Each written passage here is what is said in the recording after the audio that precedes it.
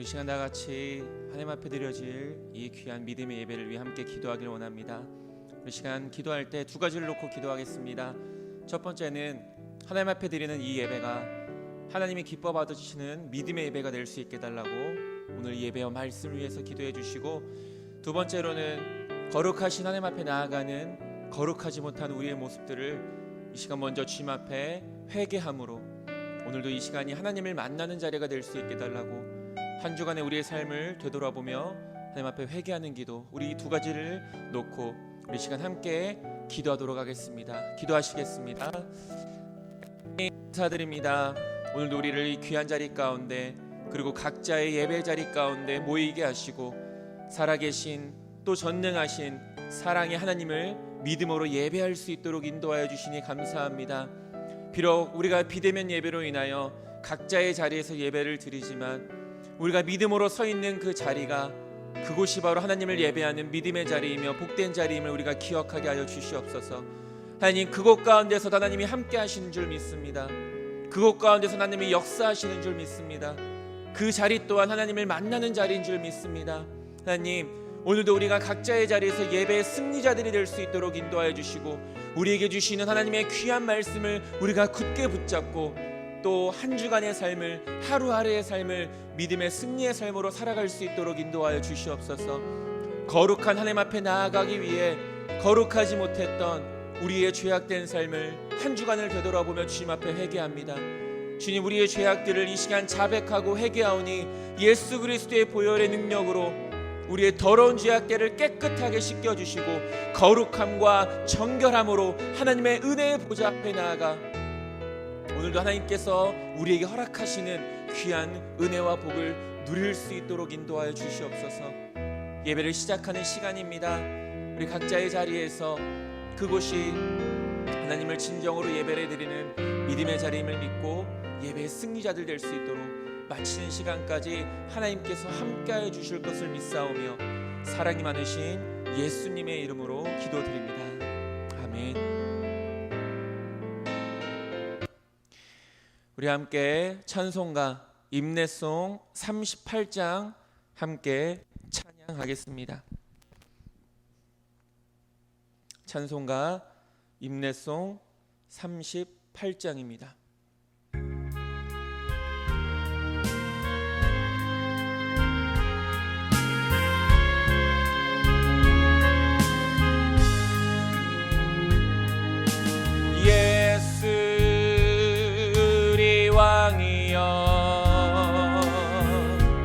이곳에 오셔서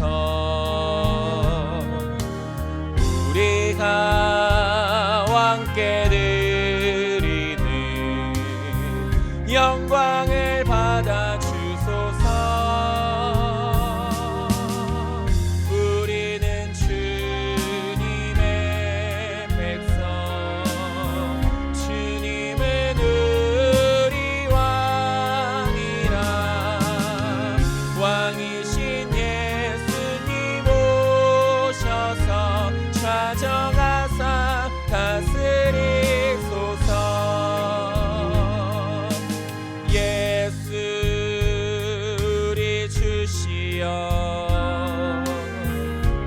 이곳에 오셔서 우리가 주께 드리는 찬양을 받아 주소서. 우리는 주님의 종들, 주님은 우리 주시라. 주 대신 예수님 오셔서 이 찬양을 받아 주소서.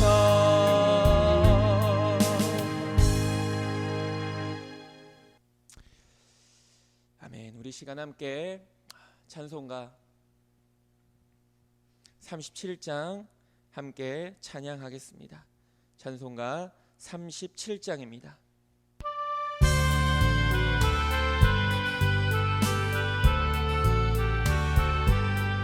주 예수 이름 높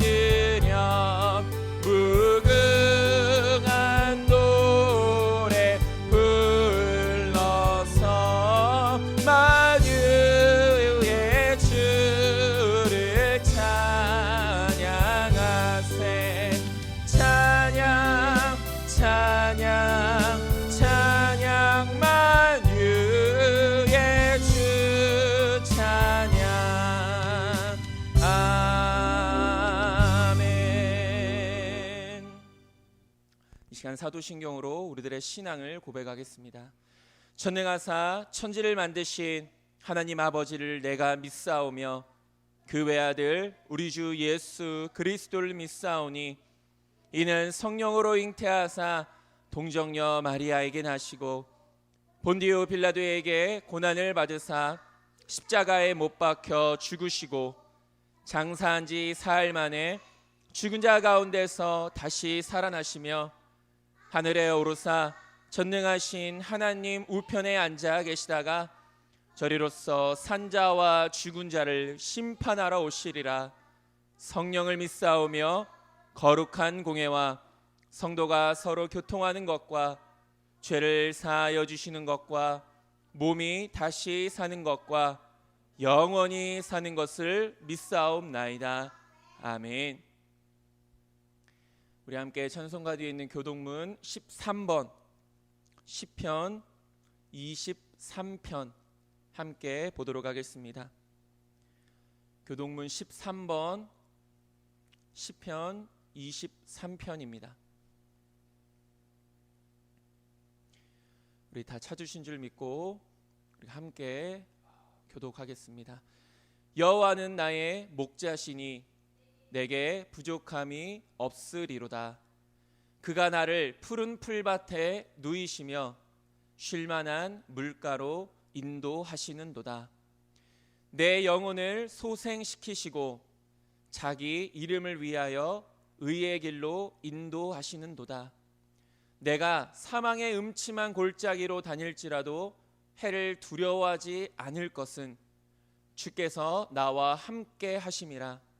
주의 지팡이와 막대기가 나를 안위하시나이다. 주께서 내 원수의 목전에서 내게 상을 차려주시고 기름을 내 머리에 부으셨으니 내 잔이 넘치나이다.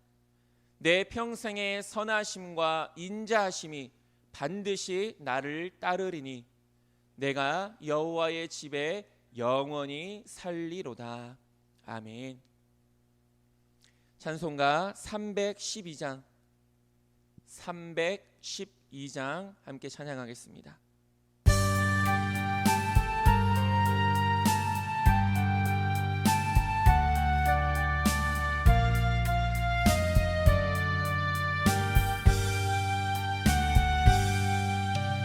너 하나님께 이끌리며 일평생 주만 바라면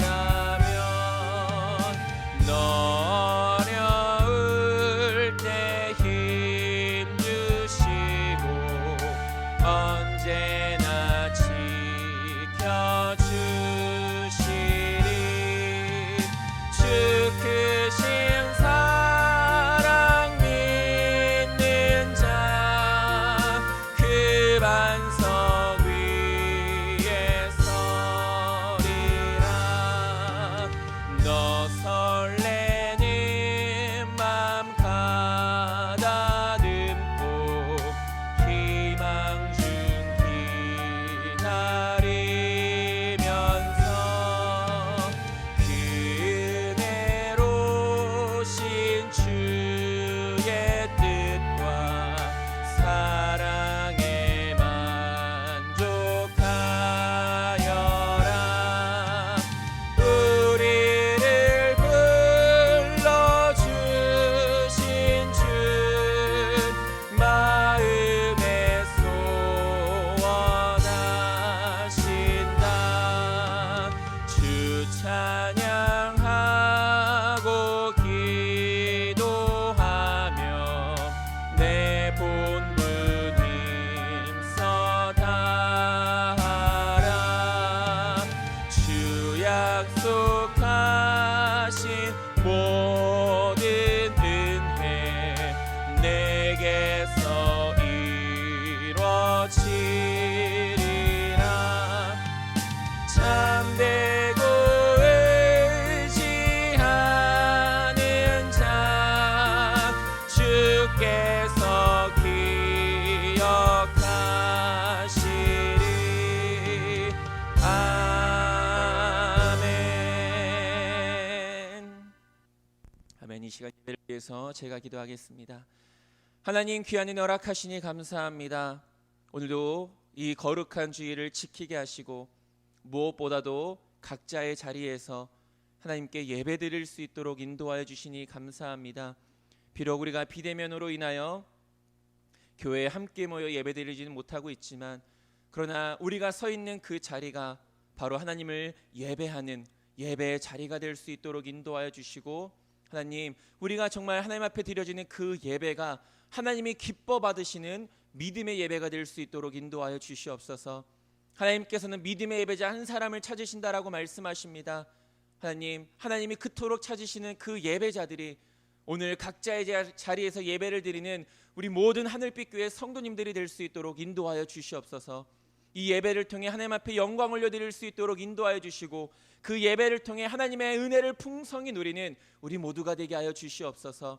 하나님, 무엇보다도 코로나19로 인하여 교회뿐만이 아닌 우리 성도님들의 삶과 모든 사람들의 삶 가운데 많은 어려움과 고통이 있습니다. 하나님이 어려움 가운데서 우리가 속히 자유로울 수 있도록 인도하여 주시옵시고, 무엇보다도 그 모든 것을 가능케 하시는 하나님을 바라보며 하나님의 은혜를 구하며 하나님께서 해결해 주실 줄 믿고 우리가 기도하며 나아갈 수 있도록 인도하여 주시옵소서. 하나님, 무엇보다도 우리 성도님들의 삶을 주여 굳게 붙잡아 주시고, 어디에 있든지 무엇을 하든지 항상 하나님 앞에 그 거룩한 삶으로 영광 올려드리는 하나님의 자녀들 될 수 있도록 인도하여 주시옵소서. 우리 하늘빛 교회를 기억하여 주시니 감사합니다. 이곳이 하나님을 예배하는 거룩한 처소가 되게 하시니 감사합니다. 우리 하늘빛 교회를 통하여서 이 땅 가운데 또 이 지역 가운데 진정으로 예수님의 복음과 정말로 구원이 필요한 모든 사람들에게 하나님의 사랑과 또 예수님의 생명의 복음을 온전히 증거하는 쓰임받는 교회가 될 수 있도록 인도하여 주시옵소서. 하나님, 우리 성도님들 한 분 한 분을 이 귀한 자리로 부르셨습니다. 그 부르심이 합당한 믿음의 삶을 또한 살아갈 수 있도록 우리 각자의 자리에서 맡겨진 귀한 사명 잘 감당할 수 있도록 인도하여 주시옵소서. 무엇보다 우리 성도님 삶 가운데 어려움과 문제와 고통을 안고 살아가는 자들이 있습니까? 주여 그들을 긍휼히 여겨주시고 또 하나님께서 그들의 음성과 부르짖음 가운데 귀 기울여 주셔서 속히 그들의 어려움과 고통의 문제들이 해결되어질 수 있도록 인도하여 주시옵소서. 육신의 연약함으로 고통받는 자들이 있습니까? 하나님, 하나님 앞에 구함으로 하나님의 만져주심으로 그 육신이 강건케 되고 회복되어지는 하나님의 치유의 역사가 일어날 수 있도록 인도하여 주시옵소서. 오늘도 우리에게 귀한 생명의 말씀을 허락하시니 감사합니다. 전하는 자도 듣는 자도 하나님의 귀한 말씀을 듣고 깨달아 하나님의 선하신 뜻을 분별하며 살아갈 수 있도록 인도하여 주시옵시고, 무엇보다도 이 마지막 때 우리가 늘 기도로 깨어 있어서 주님을 기쁨으로 맞이하며 살아갈 수 있는 하나님의 거룩한 자녀들 될 수 있도록 인도하여 주시옵소서. 예배를 마치는 시간까지도 하나님께서 함께하여 주실 것을 믿사오며 사랑이 많으신 예수님의 이름으로 기도드립니다. 아멘.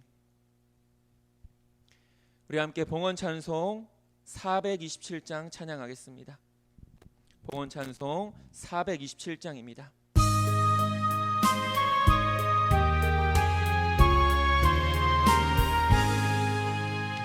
마음 가난한 사람 복이 있나니 천국이 그들의 것임이요 늘 애통하느니 복이 있나니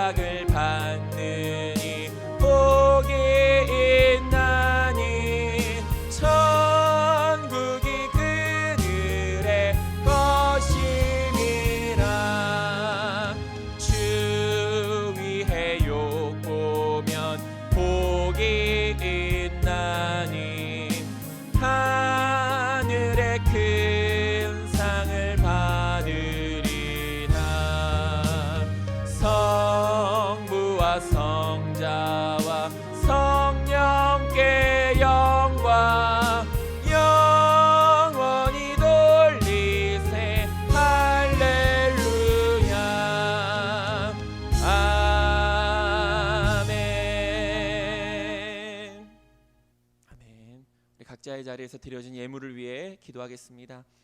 하나님, 귀한 일 허락하시니 감사합니다. 이 시간 하나님 앞에 감사와 기쁨과 즐거움으로 드려진 모든 예물들을 우리 주님께서 기뻐 받아주실 줄 믿고 하나님의 나라와 뜻이 세워지는 귀한 곳에 쓰일 수 있도록 인도해 주실 줄 믿습니다. 마음과 정성을 다한 그 모든 손길들 위에 하나님의 풍성한 은혜를 더하여 주시며 주님 앞에 드려진 이 모든 것들이 하나님께서 우리에게 허락하시고 우리에게 맡겨주신 것들임을 잊지 않게 하시며 부르심 받는 그날까지 믿음의 선한 청지기의 삶 잘 감당할 수 있도록 하늘의 지혜도 더하여 주시옵소서. 예수님의 이름으로 기도드립니다. 아멘. 우리 시간 함께 하나님의 말씀 살펴보도록 하겠습니다. 우리 지난주에 이어서 신약성경 빌립보서입니다. 신약성경 빌립보서 1장 1절에서 11절 말씀입니다.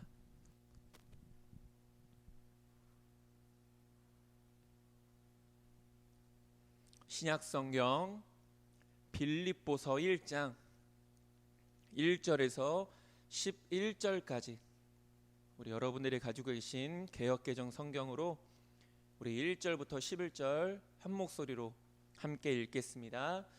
그리스도 예수의 종 바울과 디모데는 그리스도 예수 안에서 빌립보에 사는 모든 성도와 또한 감독들과 집사들에게 편지하노니 하나님 우리 아버지와 주 예수 그리스도로부터 은혜와 평강이 너희에게 있을지어다. 내가 너희를 생각할 때마다 나의 하나님께 감사하며 간구할 때마다 너희 무리를 위하여 기쁨으로 항상 간구함은 너희가 첫날부터 이제까지 복음을 위한 일에 참여하고 있기 때문이라. 너희 안에서 착한 일을 시작하신 이가 그리스도 예수의 날까지 이루실 줄을 우리는 확신하노라. 내가 너희 무리를 위하여 이와 같이 생각하는 것이 마땅하니 이는 너희가 내 마음에 있음이며 나의 매임과 복음을 변명함과 확정함에 너희가 다 나와 함께 은혜에 참여한 자가 됨이라. 내가 예수 그리스도의 심장으로 너희 무리를 얼마나 사모하는지 하나님이 내 증인이시니라. 내가 기도하노라.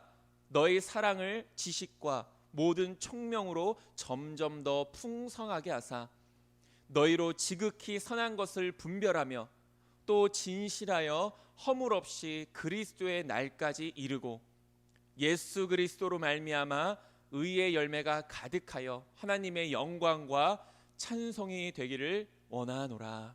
아멘.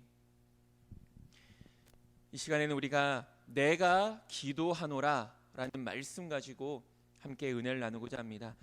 지난 한 주간도 하나님의 말씀과 기도로 승리하셨습니까? 우리는 지난주 하나님께서 기뻐하시는 사람이라는 제목으로 함께 하나님의 말씀을 나눴습니다. 하나님께서 기뻐하시는 사람이 어떤 사람이었습니까? 겸손과 순종의 사람이었습니다. 무엇보다 그리스도인들은 겸손과 순종의 본이 되어주신 예수님을 닮아갈 수 있도록 날마다 힘쓸 수 있어야 됩니다. 또한 구원을 이루기 위한 두렵고 떨림이 있어야 하며 흠없고 순전함과 마지막으로 말씀을 굳게 붙잡음이 있어야 우리가 이 마지막 때 무엇보다도 하나님께서 기뻐하시는 믿음의 사람으로 살아갈 수 있게 되는 것입니다. 그러나 중요한 것이 무엇입니까? 이 모든 것들을 가능하게 하시는 분이 바로 하나님이시라는 것입니다. 매일매일과 순간순간의 저와 여러분들의 삶이 언제나 하나님을 기쁘시게 하는 삶이 될 수 있게 되기를 주님의 이름으로 축원드립니다. 오늘 본문 말씀은 지난주와 마찬가지로 빌립보서 말씀입니다. 오늘 1장 1절에서 11절까지의 말씀인데 우리가 지난주에도 잠깐 언급했지만 이 빌립보 교회의 그리스도인들은 바울에게 복음을 들은 그 순간부터 지금까지 복음을 위한 일에 참여하고 있음을 우리가 말씀을 통해 보게 됩니다. 처음부터 지금까지 변함없는 빌립보 교회의 그리스도인들을 향한 바울의 감사의 마음이 바로 우리가 살펴보고 있는 이 빌립보서라는 편지를 통해 잘 드러나고 있는 것을 보게 됩니다. 3절부터 5절까지 뭐라고 말합니까? 내가 너희를 생각할 때마다 나의 하나님께 감사하며 간구할 때마다 너희 무리를 위하여 기쁨으로 항상 간구함은 너희가 첫날부터 이제까지 복음을 위한 일에 참여하고 있기 때문이라 라고 말하고 있습니다. 바울이 빌립보에 가서 복음을 전한 그 순간부터, 우리가 지난주에도 잠깐 말씀을 나눴지만 바울의 지금 상태는 감옥에 갇혀 있는 상태입니다. 감옥에서 편지를 적고 있는 이 상황 속에서도 이 빌립보 그리스도인들은 변함없이 복음의 일에 참여하고 있음을 바울은 감사하고 있습니다. 물론 바울이 어려울 때마다 무엇보다도 이 빌립보 교회 그리스도인들은 바울을 힘써 도와줬던 것을 우리가 말씀을 통해서도 보게 됩니다. 그렇다면 이 빌립보 그리스도인들이 복음을 위해 참여했다라는 것이 구체적으로 무엇을 말하는 것일까요? 그것은 바로 두 가지 의미가 있습니다. 첫 번째는 그들이 직접적으로 복음을 전하는 것, 이것이 바로 복음에 참여하는 일이고, 두 번째로는 복음을 전하는 누군가를 돕는 것, 이것을 의미하는 것입니다. 다시 말하면 이 빌립보 그리스도인들이 복음에 참여했다, 복음의 일에 참여했다라는 것은 그들이 직접적으로 복음을 전하는 것과 또 복음을 전하는 누군가와 믿음의 동역자가 되어졌다라는 것을 의미하는 것입니다. 그렇게 빌립보 교회 그리스도인들은 직접적으로 자신들이 복음을 전하기도 했고, 또 바울이 복음을 전하는 일을 힘껏 돕기도 했다라는 것입니다. 재정적으로나 그 필요한 것들, 바울이 필요한 모든 것들을 이 빌립보 그리스도인들은 아낌없이 도와주었습니다. 그런 의미에서 모든 그리스도인들은 복음을 전하는 사명자인 동시에 또한 복음을 전하는 사람들과 함께 협력하는 동역자들이 되어지는 것입니다. 저와 여러분들도 언제나 변함없이 복음을 위한 일에 날마다 힘쓰는 하나님의 사명자들과 동역자들이 될 수 있게 되기를 간절히 소망합니다. 오늘 본문 9절에서 바울은 이런 빌립보 교회의 그리스도인들을 위해 기도하는 모습을 보여줍니다. 바울의 이 기도는 그 당시의 그리스도인들 뿐만 아니라 오늘날 모든 그리스도인들이 동일하게 보여야 할 믿음의 모습들인 것입니다. 그러니까 바울은 빌립보 그리스도인들이 이러한 믿음을 끝까지 붙들며 살아가기를 날마다 힘써 기도했다라는 것인데, 그렇다면 그 기도의 내용이 무엇인지 우리가 함께 살펴보고, 또 오늘날의 그리스도인들은 어떠한 믿음의 모습으로 이 마지막 때 또 죄악된 이 세상 가운데서 살아가야 하는지 우리가 말씀을 통해 잠깐 살펴보도록 하겠습니다. 첫 번째로 바울은 빌립보 그리스도인들을 향해 그들의 사랑이 날마다 풍성해지기를 기도했습니다. 먼저 바울은 빌립보 교회 그리스도인들을 향해 사랑이 나날이 커지기를 기도한 것인데, 여기서 중요한 것은 바울이 이렇게 기도했던 것은 빌립보 그리스도인들이 사랑이 없었기 때문이 아니다라는 사실을 기억해야 됩니다. 물론 빌립보 그리스도인들에게는 분명히 바울이 기뻐하고 또 무엇보다도 하나님이 기뻐하시는 사랑이 있는 자들이었습니다. 바울이 빌립보 그리스도인들을 향해 편지한 그 내용들만 봐도 빌립보 그리스도인들에게는 이미 이 사랑이 있었다라는 것입니다. 만약 이들에게 사랑이 없었다면 예수님의 복음을 전하지 않았을 뿐더러 바울의 사역에도 동참하지 않았을 것입니다. 사랑이 있었기 때문에 그들 또한 예수님의 복음을 전할 수 있었고, 사랑이 있었기 때문에 그들 또한 바울의 믿음의 동역자들이 될 수 있었던 것입니다. 하나님을 사랑하지 않는데 어떻게 그 사명자로서의 그 사명을 감당하고 어떻게 동역자로서 복음의 일에 함께 협력할 수 있었겠습니까? 여기서의 핵심은 무엇입니까? 그들에게 사랑이 없었기 때문이 아니라 사랑이 풍성해지기를, 그 사랑이 더욱더 풍성해지기를 바울은 바랬다라는 것입니다.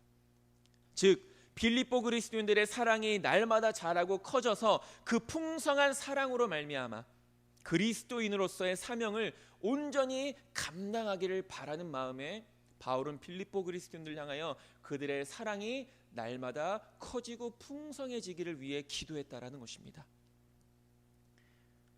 그런 의미에서 사랑은 풍성해지는 것입니다. 사랑은 더해지는 것입니다. 우리의 믿음도 마찬가지 아니겠습니까? 믿음도 자라고 성숙해지는 것입니다.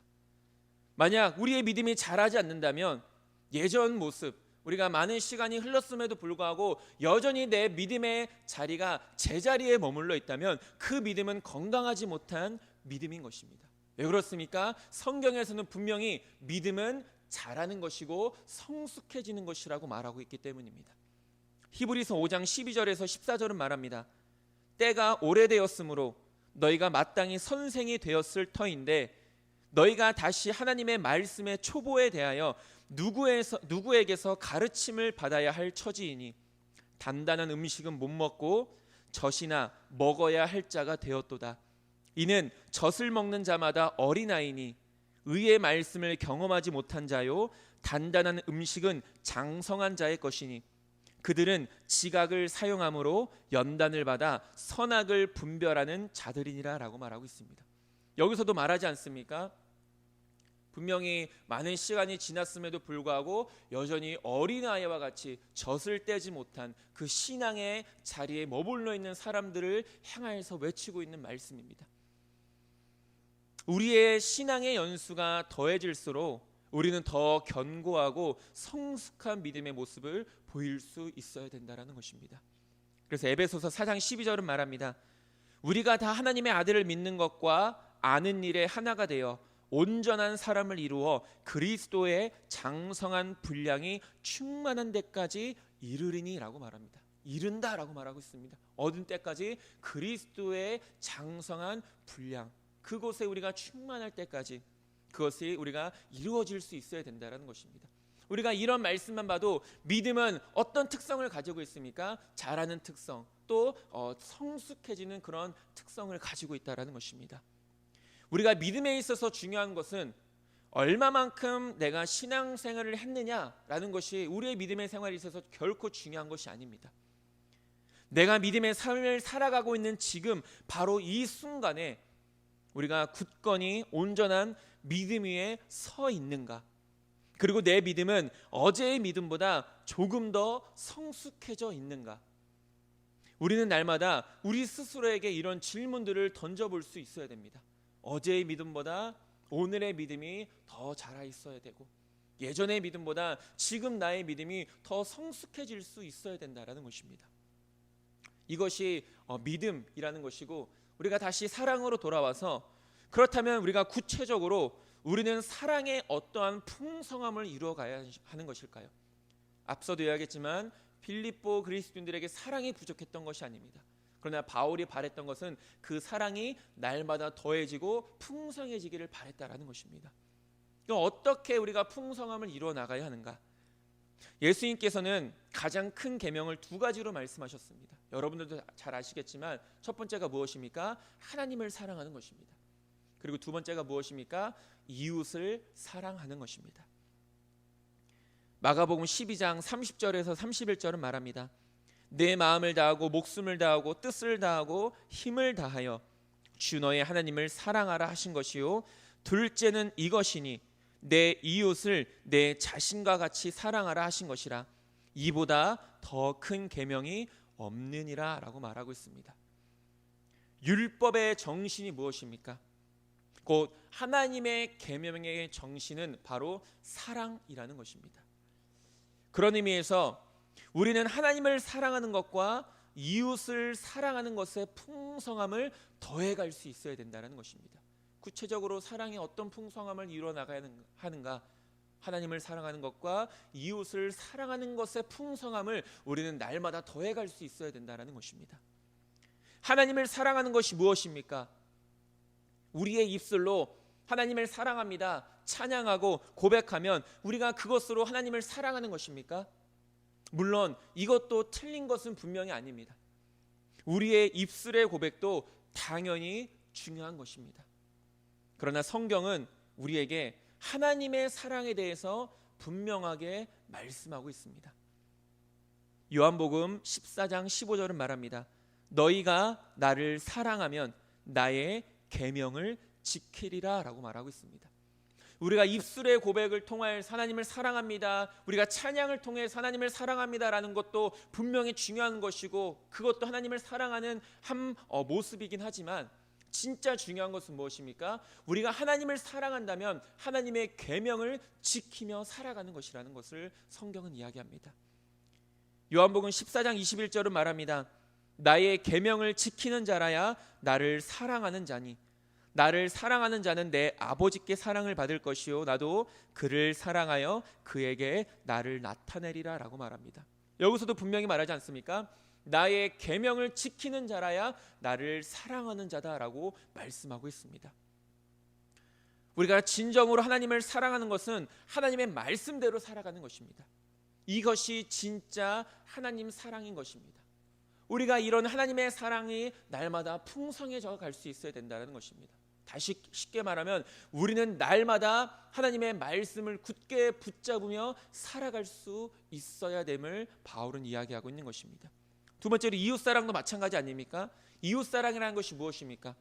복음이 필요한 자들과 또한 주변에 있는 연약한 자들을 돌아보는 것이 바로 이웃을 사랑하는 것입니다. 이 또한 말로만 사랑하는 것이 아닌 행함이 뒤따라야 된다는 것입니다.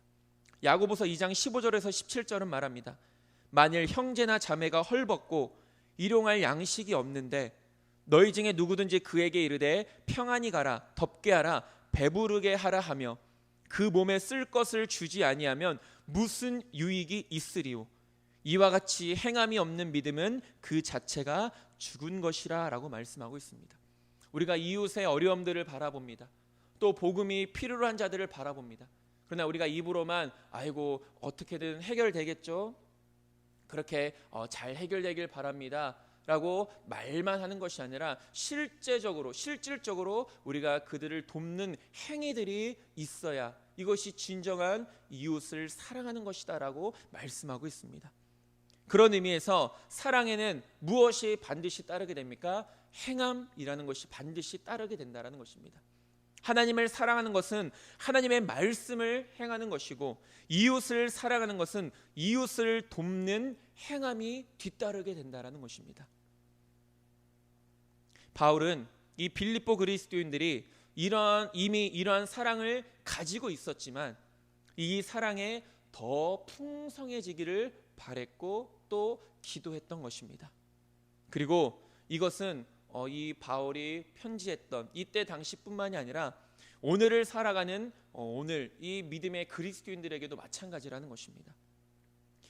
저와 여러분들에게도 날마다 이 사랑이 풍성해질 수 있게 되기를 간절히 소망합니다. 하나님을 사랑하는 그 사랑의 풍성함과 이웃을 사랑하는 그 사랑의 풍성함이 날마다 더해져서 정말 우리 교회가 또 저와 여러분들의 삶이 우리가 지난주의 말씀처럼 하나님을 기쁘시게 하는 삶, 또 다른 누군가들을 위해서 이렇게 기도할 수 있는 저와 여러분들이 될 수 있게 되기를 간절히 소망합니다. 두 번째로 선함과 악함을 분별할 수 있도록 바울은 기도했다라는 것입니다. 빌립보 그리스도인들을 향한 바울의 두 번째 기도는 선함과 악함을 분별할 수 있는 지혜였습니다. 초대교회 때도 오늘날과 마찬가지로 많은 이단들이 있었고 많은 거짓 선지자들이 있었습니다. 이단과 거짓 선지자가 하는 일이 무엇입니까? 교회를 무너뜨리고 개인의 신앙을 흔들어 놓는 것입니다. 그 어느 때보다도 오늘날 우리에게 이 지혜가 필요한 것은 선함과 악함을 분별할 수 있는 이 지혜가 필요한 것은 악한 이 세대를 본받지 않고 하나님이 기뻐하시는 삶을 살아가기 위함이라는 것입니다. 선함이라는 것이 무엇입니까? 쉽게 말하면 하나님께서 기뻐하시는 것입니다. 악함이라는 것은 무엇입니까? 하나님께서 기뻐하시지 않는 것을 말합니다. 그러니까 선함과 악함을 분별해야 된다는 것은 하나님이 기뻐하시는 일과 하나님이 기뻐하시지 않는 일을 우리가 분별해낼 수 있어야 된다는 것입니다. 솔로몬의 기도가 얼마나 위대합니까? 물론 그의 기도는 공정한 재판을 위한 지혜를 구한 것이었지만 이는 분명 하나님을 기쁘시게 하기 위한 솔로몬의 마음에서 비롯된 것이었고 결국 이 기도가 하나님의 마음을 얼마나 기쁘시게 했습니까? 열왕기상 3장 9절은 말합니다. 누가 주의 이 많은 백성을 재판할 수 있사오리이까? 듣는 마음을 종에게 주사 주의 백성을 재판하여 선악을 분별하게 하옵소서라고 말합니다. 솔로몬은 왕이었지만 그리고 이스라엘 백성들을 다스리는 가장 높은 자리에 있었지만 솔로몬은 자신이 통치하는 그 백성들이 자신의 백성이 아니라 하나님의 백성이라는 것을 먼저 믿음으로 고백합니다. 그렇기에 솔로몬은 더더욱 정의롭고 공정한 재판의 필요성을 느꼈고 그로 인해 하나님 앞에 지혜를 구했던 것입니다. 하나님의 마음을 기쁘시게 했던 거죠. 솔로몬의 하나님을 기쁘시게 하는 기도로 말미암아 구하지 않는 것들까지도 누리게 되는 복을 솔로몬은 받게 되었던 것입니다. 우리는 하나님께서 진정으로 기뻐하시는 것이 무엇인지를 분별해낼 수 있어야 됩니다. 우리가 이사야서에 있는 말씀을 예로 들면 이사야서 1장 10절에서 11절은 이렇게 말씀하고 있습니다. 너희 소돔의 관원들아 여호와의 말씀을 들을지어다. 너희 고모라의 백성아 우리 하나님의 법에 귀를 기울일지어다. 여호와께서 말씀하시되 너희의 무수한 재물이 내게 무엇이 유익하뇨. 나는 순양의 번제와 살찐 짐승의 기름에 배불렀고 나는 수송아지나 어린 양이나 수렴수의 피를 기뻐하지 아니하노라 라고 말씀하고 있습니다. 하나님께서 여기서 분명히 말씀하십니다. 너희가 그 죄악된 가운데서 너희가 회개하지 않고 나에게로 돌아서지 않는 지금 그 자리에서 드리는 수많은 제물과 수많은 제사들을 내가 기뻐하지 않는다라고 이렇게 말씀하고 있습니다. 하나님께서 백성들에게 원하셨던 것은 무엇입니까? 그들이 많은 제물을 드리는 것, 그들이 많은 제사를 드리는 것, 그것이 아니었다라는 것입니다. 하나님께서 진정으로 백성들에게 원하셨던 것은 죄악을 버리지 않은 채 중심이 없고 뜻없는 무수한 제물과 제사들이 아니라 죄악을 버리고 정의를 행하며 하나님의 말씀을 기울이는 것이었습니다. 쉽게 말하면 이 백성들은 하나님이 진정으로 기뻐하시는 것이 무엇인지를 분별하지 못하는 지혜가 없는 모습이었다라는 것입니다. 이사야서 1장 16절에서 17절은 말합니다. 너희는 스스로 씻으며 스스로 깨끗하게 하여 내 목전에서 너희 악한 행실을 버리며 행악을 그치고 선행을 배우며 정의를 구하며 학대받는 자를 도와주며 고아를 위하여 신원하며 과부를 위하여 변호하라 하셨느니라 라고 말씀합니다. 백성들은 하나님께서 진정으로 원하시고 진정으로 기뻐하시는 것을 분별하지 못했고 깨닫지 못했던 것입니다. 그러니까 그들은 이것이 자신들의 생각으로는 하나님께서 기뻐하시는 일이겠지라며 마음 없는, 뜻 없는, 중심 없는 이 형식에만 치우친 많은 제물과 제사만 드렸다라는 것입니다. 그들 스스로는 그것이 하나님을 기쁘시게 하는 일이고 그들 스스로는 스스로가 만족해하는 일이었지만 정작 중요한 것은 무엇입니까? 하나님이 기뻐하시지 않았다라는 것입니다. 우리에게 분별할 수 있는 지혜가 없다면 하나님께서 기뻐하시지 않는 일을 마치 하나님께서 기뻐하시는 것처럼 착각하여 내 멋대로 행하게 된다라는 것입니다. 심지어는 그런 것조차도 분별하지 못한 채 힘써 죄악된 삶을 살아가게 됩니다. 그것이 무슨 소용이 있겠습니까? 하나님을 기뻐하시는 일과 하나님께서 기뻐하시지 않는 일을 분별하며 사는 것이 무슨 소용이 있겠습니까?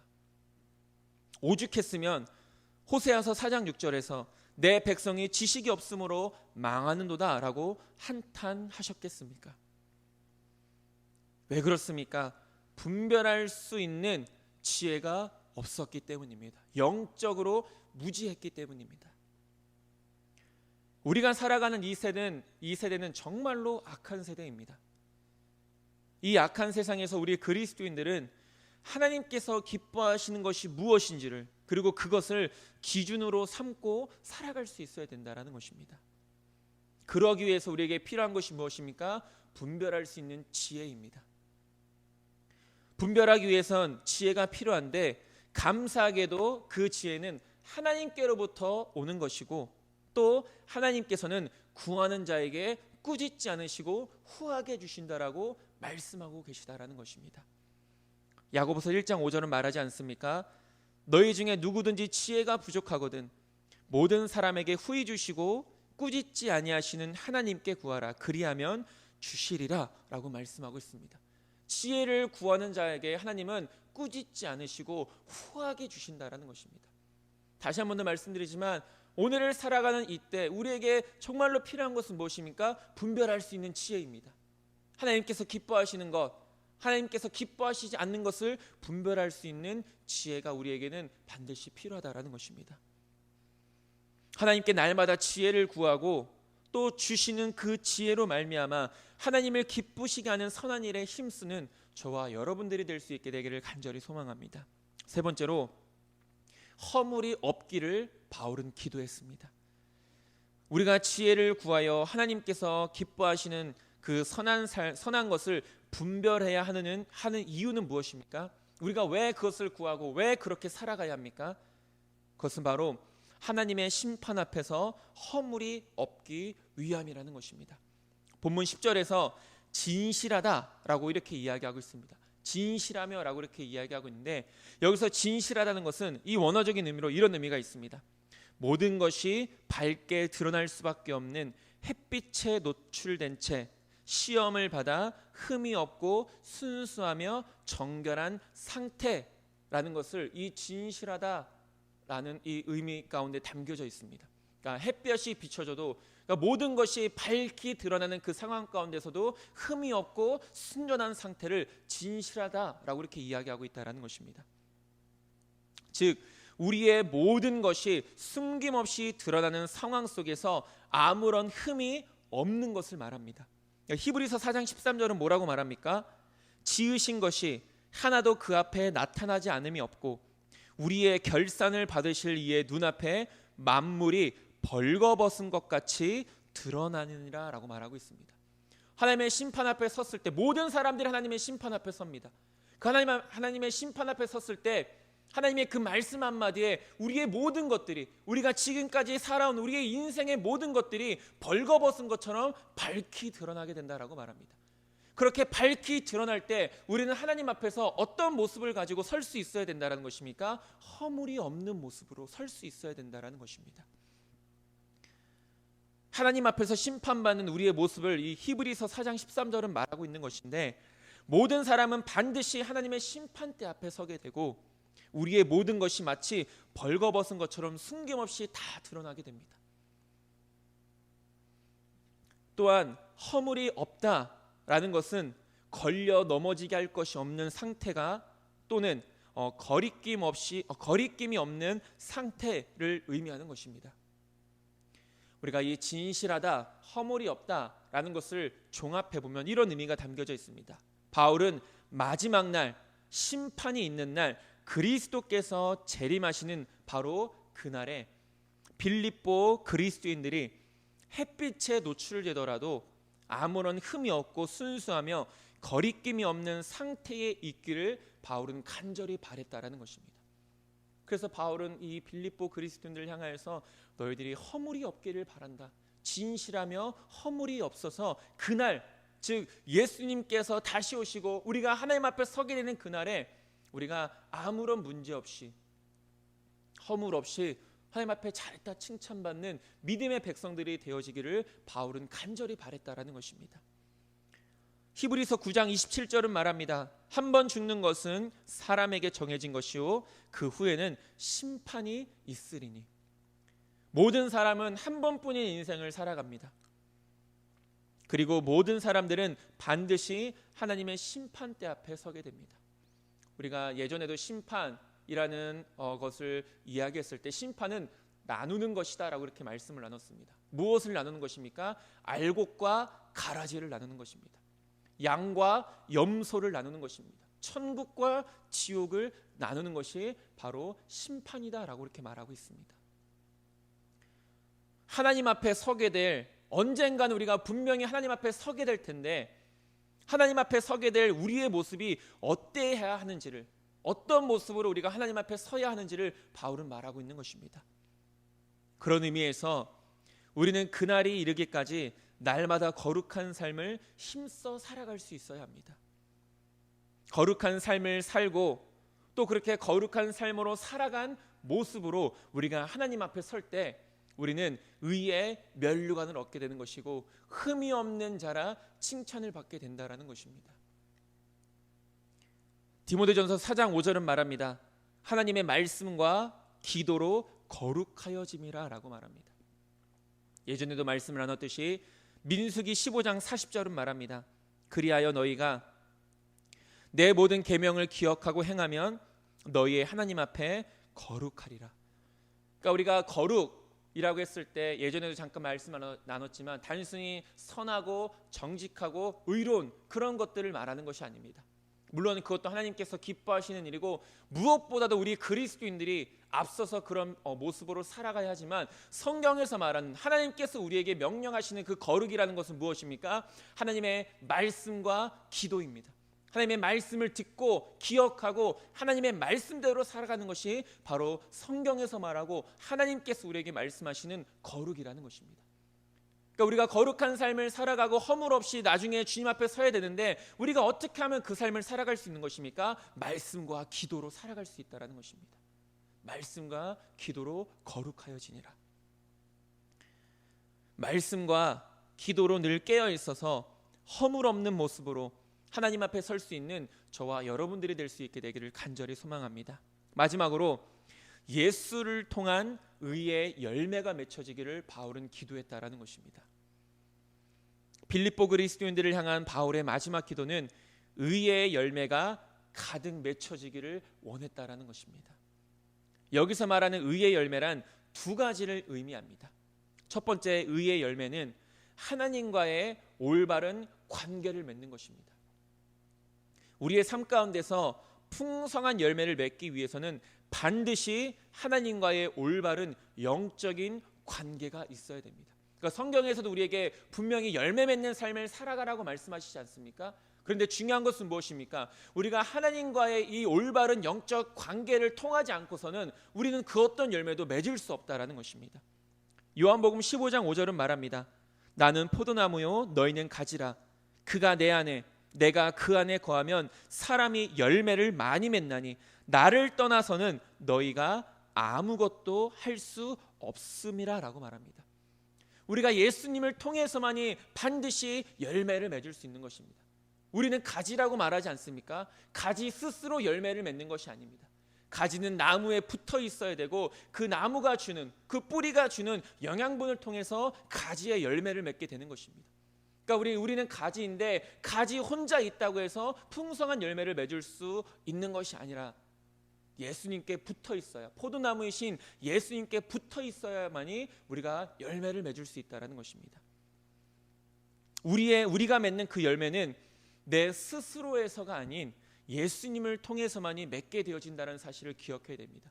그렇기 때문에 우리가 예수님을 통한 의의 열매, 우리가 열매 맺는 삶을 살아가기 위해서 반드시 우리가 먼저 해야 될 일이 무엇입니까? 하나님과의 올바른 영적인 관계를 회복할 수 있어야 된다는 것입니다. 그렇기 때문에 우리는 예수님께 꼭 붙어 있어야 합니다. 그런 의미에서 우리가 의의 열매를 맺기 위해서는 하나님과의 영적인 올바른 관계가 있어야 되고, 두 번째로는 하나님과의 올바른 관계를 통해 우리의 삶 속에서 맺는 실질적인 성령의 열매를 말합니다. 여기서 말하는 의의 열매, 곧 성령의 열매는 무엇을 의미합니까? 갈라디아서 5장 22절에서 23절은 말합니다. 오직 성령의 열매는 사랑과 희락과 화평과 오래 참음과 자비와 양선과 충성과 온유와 절제니 이 같은 것을 금지할 법이 없느니라 라고 말하고 있습니다. 즉 이 그리스도인들은 하나님과의 올바른 영적인 관계 속에서 이러한 성령의 열매를 맺는 삶을 살아갈 수 있어야 된다는 것입니다. 그것이 진정한 그리스도인의 삶이라는 거죠. 그렇다면 우리는 왜 이런 열매를 맺는 삶을 살아가야 하는 것입니까? 그것은 바로 우리가 하나님과의 바른 영적인 관계를 맺으면 이 열매는 당연히 맺혀지게 됩니다. 그리고 궁극적으로 우리는 이 열매를 통해 하나님의 영광과 찬송이 되어지기 때문입니다. 우리가 열매 맺는 것은 다른 이유가 없습니다. 그 열매를 통해 하나님께 영광을 돌리기 위해서입니다. 그 열매를 통해 하나님을 찬양하기 위해서라는 것입니다. 즉 우리는 이 열매들을 통해 우리가 하나님과의 올바른 영적인 관계 속에서 맺어지는 이 성령의 열매들을 통해 우리는 하나님이 되심을 증거하게 된다는 것입니다.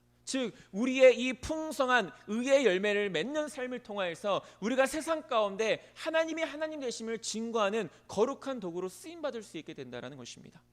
데살로니가 후서 1장 12절은 말합니다. 우리 하나님과 주 예수 그리스도의 은혜대로 우리 주 예수의 이름이 너희 가운데서 영광을 받으시고 너희도 그 안에서 영광을 받게 하려 함이라 라고 말합니다. 우리 가운데서 주 예수의 이름이 우리 가운데서 영광을 받으신다라고 말합니다. 그 영광을 받기 위해서, 예수님이 우리를 통해 영광을 받으시기 위해서 우리에게 필요한 것이 뭐라고 말합니까? 의의 열매다라고 이렇게 말하고 있다는 것입니다. 지난주에도 말씀을 살펴봤던 것처럼 우리는 하나님의 영광을 위해 창조되어진 자들입니다. 우리가 맺는 그 열매가 하나님의 영광을 위한 것임을 우리는 기억해야 됩니다. 또한 이 세상에 하나님의 이름을 증거하는 것임을 기억할 수 있어야 됩니다. 그래서 저와 여러분들은 날마다 이 열매 맺는 일에 힘써서 그 풍성한 의의 열매들로 살아계신 하나님께 영광 올려드릴 수 있는 귀한 믿음의 백성들이 될 수 있게 되기를 간절히 소망합니다. 말씀을 정리하겠습니다. 바울은 빌립보 그리스도인들을 위해 기도합니다. 무엇을 위해 기도했습니까? 우리가 4가지를 위해서 기도했습니다. 첫 번째, 그들의 사랑이 더욱더 풍성해지기를 기도했고, 두 번째, 그들이 선함과 악함을 분별할 수 있는 지혜가 넘치는 자들이 되길 위해 기도했고, 세 번째, 그들이 하나님 앞에 서게 될 때, 그날에 하나님 앞에 서게 될 때 그들이 허물이 없는 모습으로 서게 되기를 바울은 기도했습니다. 마지막으로 그런 예수님과의 올바른 영적 관계를 통해 열매 맺는 의의 열매를 맺는 삶을 살아갈 수 있도록 바울은 기도했다라는 것입니다. 우리에게도 분명히 이런 기도가 필요합니다. 먼저는 내 자신을 위해서 이렇게 기도할 수 있어야 됩니다. 그리고 다른 믿음의 동역자들을 위해서도 이렇게 기도할 수 있어야 됩니다. 서로가 서로를 위해 기도하며 이러한 믿음의 삶을 함께 살아감으로 그리스도의 날, 그날에 책망받을 것이 없는 거룩한 모습으로 잘했다 칭찬받을 수 있는 저와 여러분들 모두가 될 수 있게 되기를 주님의 이름으로 축원드립니다. 기도하겠습니다. 하나님, 바울의 기도를 보게 됩니다. 진정으로 빌립보 그리스도인들을 향한 그 사랑의 마음을 담아 바울의 기도를, 그 기도가 오늘 내 자신의 기도가 될 수 있도록 인도하여 주시고, 또 다른 누군가를 위해 기도하는 기도의 제목들이 될 수 있도록 인도하여 주시옵소서. 언제인지 우리들은 알지 못하지만 그러나 주님 다시 오실 그날 주님 앞에 섰을 때 잘했다 칭찬받는 우리 모두가 될 수 있도록 주여 은혜를 베풀어 주시옵소서. 예수님의 이름으로 기도드립니다. 아멘.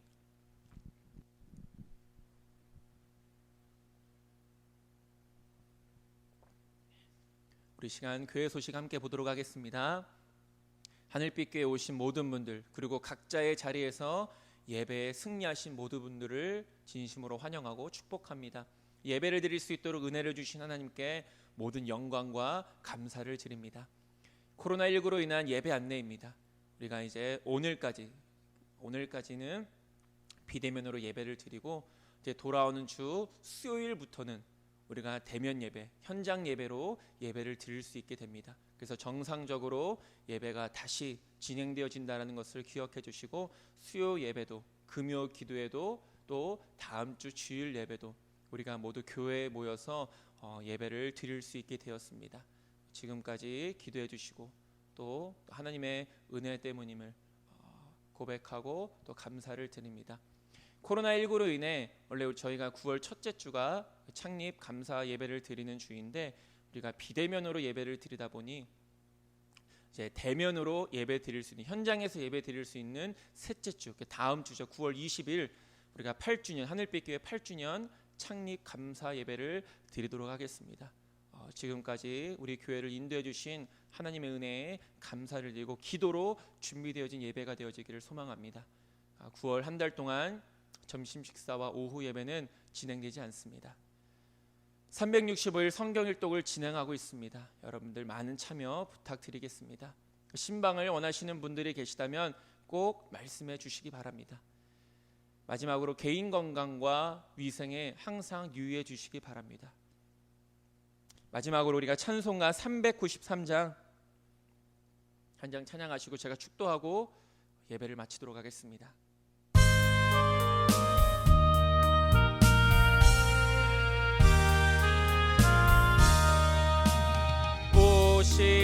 신실하신 주 내